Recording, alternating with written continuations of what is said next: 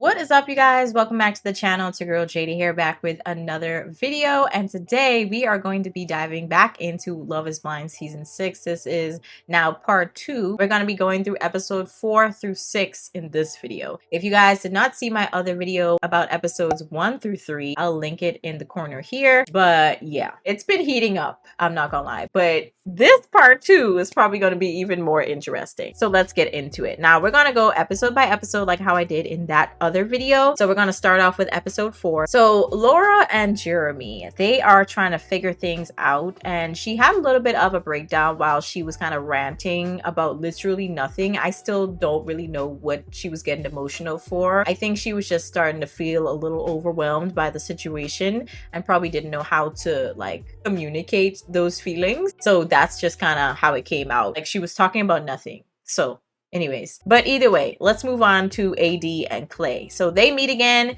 They seem excited because now AD has kind of gotten rid of Matthew. Matthew decides to exit and delete himself from the equation, thankfully, because oh my god, that's another video that I did. If y'all want to check that out, I will link it again in the corner. I did a whole video dedicated to Matthew and all the craziness he did in literally just 3 episodes. I was like, why was this man even here? Was it just for entertainment purposes? Because like otherwise I would not have had him and casted him on here. They seem to be excited. AD and Clay, they're talking to each other, and I'm still a little apprehensive at this moment about his eagerness.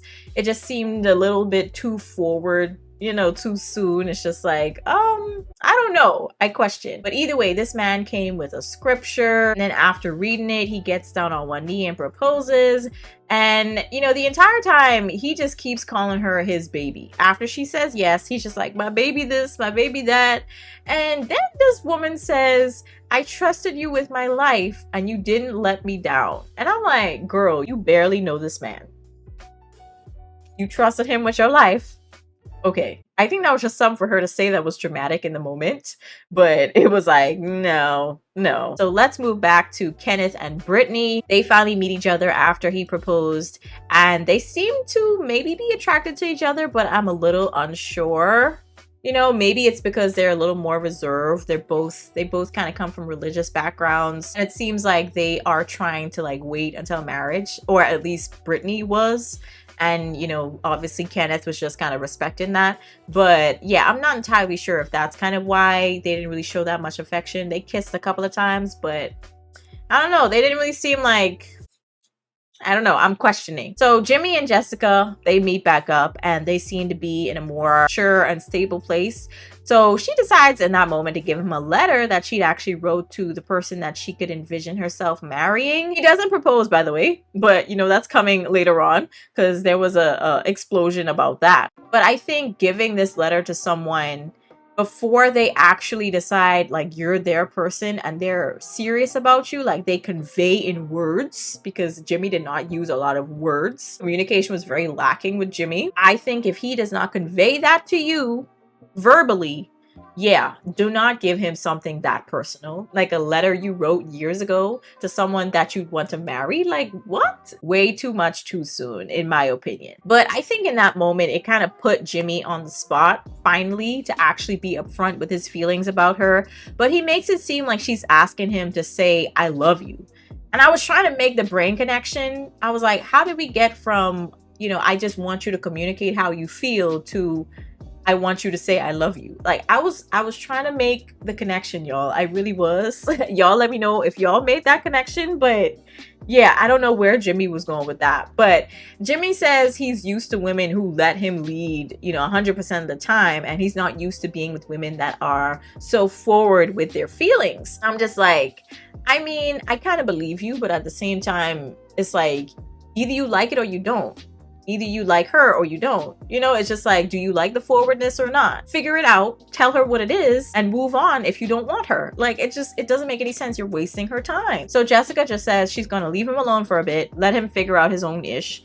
And he decides to see Chelsea again after seeing Jessica. She could tell that he was feeling kind of down about what happened with Jessica in the conversation right before this one. And then he decides to tell Chelsea that he loves her. This man says, I love you to Chelsea. After literally feeling like, oh, I feel like, you put me on the spot. I'm not going to say I love you if I don't want to. When it came to Jessica, and Jessica didn't even say anything about that. Like, baffling. Jimmy just, this entire time, it's just baffling to me. Okay, so now I'm like, what the heck just happened? So now Chelsea has two guys telling her that they love her, and she hasn't responded to either one of them yet. Okay, she has not said I love you back to either of them. And I'm like, yes, okay, I would do the same thing. I would not respond. But at the same time, why are you saying I love you so quickly? Like, I'm not that type of person. No, you have to earn that I love you, okay? So she has now Trevor and Jimmy saying I love you and catching feelings for her. So she decides to come back and tell some of the girls, like whisper to them, what just happened. Jimmy just said I love you, blah, blah, blah. And Laura is one of those girls. She decides to now go to Jessica and not really say exactly what happened, like what Chelsea had said to her, but she says to Jessica to just leave on her own accord because Jimmy was just not her man. And if it was me, I wouldn't tell her to leave. I would just tell her that this man just isn't it, but just talk to him one more time to end it, at least for you, and then walk away. That's what I would have said. I wouldn't have told her to leave. Let her talk that through and let her end it so that she could have that officially over and done with in her mind. So Jessica obviously is getting very emotional because she's just like, well, what the heck happened? Eventually she finds out that Jimmy had said I love you to Chelsea, and that's why. But it's just kind of like, wow, we just had this whole crazy behind conversation about you saying I love you when that's not even what I was asking you to do in that moment. I just wanted you to clarify your feelings for me. But you're out here saying I love you to other women freely? That's really interesting. So Clay and AD, after the proposal, they meet up. He loves the body, honey. Loves the body. Kissing up on her and everything. But you could tell he talks a lot more when he's nervous because it just kept going, honey. I was like, oh my God, Clay, shut up. In that moment, I just wanted to tell him, shut up, please be quiet. So Jessica decided to stay and talk with Jimmy, and I was like, okay, great, because I wouldn't have wanted her to leave. And he's finally upfront and honest with her about being in love with someone else, and Jessica sets him straight, okay? And then she just walked out. I was like, you go, girl. You had known for a while what you wanted to do. You had already made your decision about who you wanted for a good long while, but you decided to drag me along instead of just being upfront.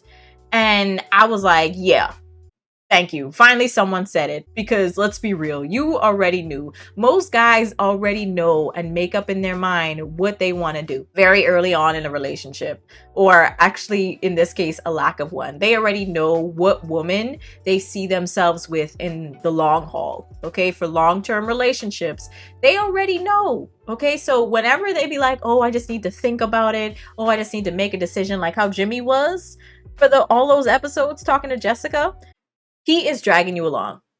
He is wasting your time. As soon as you hear those words, I need to think about it, I'm not sure, leave. You need someone who's going to be sure about you. You need someone who's going to be very much so upfront, like, hey, these are my feelings. What are we gonna do? I don't have all day for the back and forth, okay? Like, as a woman, our time is going, okay? We don't have time to waste. We don't have time to waste. Men could waste their time. Women, on the other hand, not so much, especially if you envision yourself with a family and all that type of stuff. The time is very important, very valuable. It's a valuable asset that we need as women. Okay, so we are going to have to make sure very early on that we know we're not wasting our time with you. So Jimmy was just another one to put into the lame category in my mind. In that moment, that's just, it kind of solidified, like, wow, you are a lame dude. Episode 5. So now we have Chelsea kind of caught between both Trevor and Jimmy, and they're trying to both propose to her. She ends up going to talk to Jimmy first of all people, and then had to go and break Trevor's heart right after accepting Jimmy's proposal. And instead of really talking, she just starts crying to Trevor, basically like how she did in almost every other episode. She just started getting really emotional, and I'm just like, girl, just shut up and just tell him like what happened. She eventually tells him that, yeah, I kind of accepted Jimmy's proposal. Now Jeremy was another one that was basically Jimmy's twin brother and couldn't make a decision between Laura and Sarah Ann, but then decides to propose to Laura And she obviously, like I said already, all of them accept. So Jimmy and Chelsea, after Jimmy proposes, they meet up. And I gotta be honest, I don't even care about their attraction, to be honest. I could care less about them. When it came to Jeremy and Laura, they met up, and I'm not gonna lie, it was a little awkward. It was a little awkward. So we'll see how that goes. So the engaged couples, we have Kenneth and Brittany, Clay and AD, Jeremy and Laura, Jimmy and Chelsea, and Johnny and Amy. And then they go on their little getaway trip. Let's talk about that real quick. So Jimmy and Chelsea are trying to make conversation and small talk. But apparently back in the pods, when they had that conversation and Jimmy was like, I love you, she had promised him that she wasn't going to say anything. But she had told Laura, and I'm glad she did, because Jessica, she deserved to know. I think she deserved way more. But then when he starts talking about how Jessica was going off on him and how he was a crappy person, low-key or high-key, let's be real. It's like he was putting all the blame on Jessica for that situation. And I was just like, huh? I'm very confused. So he says that it just went to show that how she solved problems didn't match with how he solved problems. And I'm like, Jimmy, you don't solve your problems. You run away from your problems. You pretend like your problems don't exist. What are you talking about? You just have some levels of delusional people that just happen to show up on this show, and it's crazy. But anyways, so Laura and Jeremy are having a good time, and he's pretty goofy, and I think she secretly loves it. Johnny and Amy are just making out every 10 seconds, it seems. Clay is over here trying his hardest not to just seem lustful when it comes to AD, but clearly the physical connection is there between them. Thank God, because he already said to AD in the pods before even seeing her, like, your physical nature is going to have to appeal to me, because otherwise this is not gonna work. So great. He likes her. Now, Brittany had told Kenneth in the pods that she wanted to wait until marriage to engage in any sexual activities, and he seems okay with it, at least for now. On the trip, he does tell her before they go to bed that first night, he's just like, okay, I want you to tell me what went well, how you're feeling, what didn't go so well, and how you feel about, us. He kind of wanted them to do that before they went to bed each night. And I was like, oh, I think that's a pretty good idea. It's a simple way to kind of encourage healthy communication between the two of them. So I thought that was nice. It's not something that I've seen other people do, and I thought that was a cute idea. So now let's go over to Chelsea and Jimmy. So the more Chelsea and Jimmy talk, the more I think he still doesn't know what he actually wants, and still doesn't know how to communicate that to her. And it's really awkward and kind of painful. Like, she's not really picking up on it, or maybe she is and I'm just not picking up on her picking up on it. But yeah, it's just like, girl, side eye.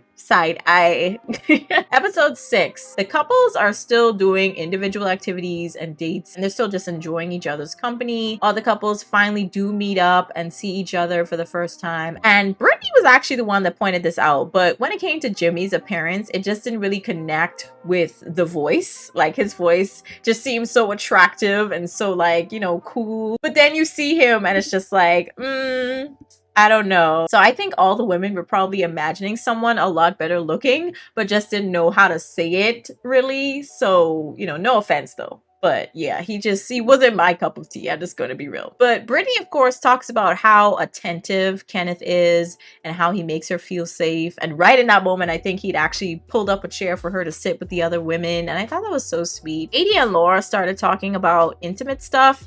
And for some strange reason, Amy got up and left. So I'm not entirely sure if she just felt uncomfortable in that moment or what. But it was kind of weird. She was just like, oh, where's Johnny? And before she even started talking to the women, she just got up and left to go find Johnny. And I was like, okay, interesting. So I don't know if they just weren't really friends, or if she just felt excluded from the conversation. I don't know. Jimmy's over here claiming that he has the smoothest relationship amongst all the men. But I'm like, sir, let's be real. You definitely have some things you are indeed avoiding talking about with Chelsea. Let's be real, honey. Now, it's kind of awkward when Jimmy tells Chelsea that AD is stacked. If y'all know what I mean, like in the back, the bump is bumping in the back, okay? So he basically says, AD is stacked. And then Chelsea asks AD how she gets her butt like that. And Jimmy makes it even more awkward by going over to AD and hugging her. So Chelsea was trying to make it less awkward and less weird.